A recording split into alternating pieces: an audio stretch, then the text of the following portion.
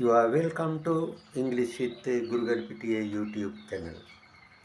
Today the active is present perfect continuous tense. ආදරණීය ද්වීපති ඉංග්‍රීසි කතෘකාරකයේ active voice වල ව්‍යාකරණ 12ක් තියෙනවා. එයින් 4 වෙනි ව්‍යාකරණයයි අද පාඩම කේන්ද්‍රය වෙන්නේ. present perfect continuous tense කියන්නේ වර්තමාන කාලයේ කිසියම් පිළිගත යුතු කාලයක් තිස්සේ සිදුවෙමින් පවතිමින් තිබෙනා වූ ක්‍රියාවන්.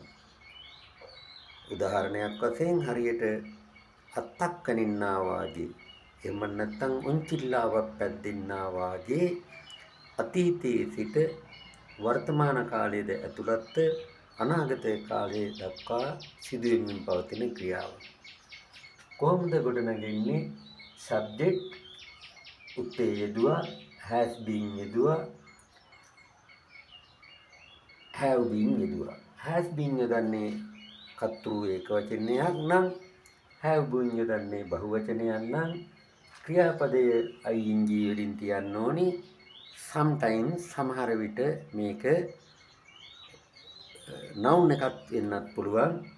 එහෙම නැත්නම් adjective එකක් වෙන්නත් පුළුවන්. අවසානයේට කුමක් ලැබෙනවද කියලා අපිට කියන්නට බෑ. Let's go to the lesson. I have been teaching for 30 years. මම අවුරුදු 30ක් තිස්සේ උගන්වමින් සිටිනවා. සැබවින්ම. That is the truth thing. ඒක සත්‍යය.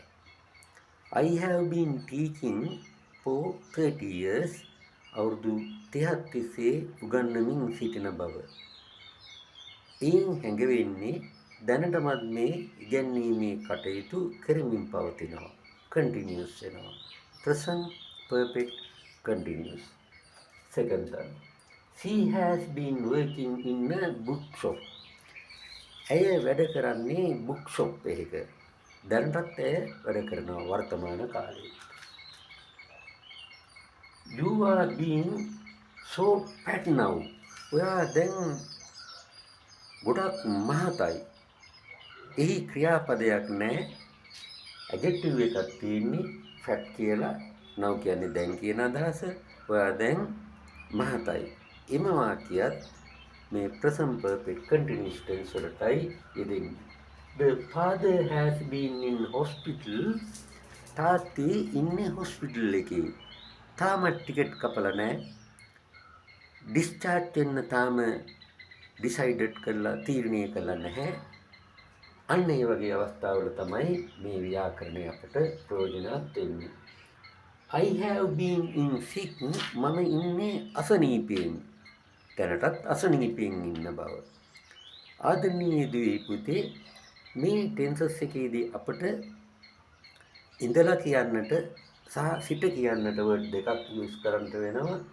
since කියන්නේ යම්කිසි පීරියඩ් එකකදී සිට කියන එක. since 1990 1999 සිට.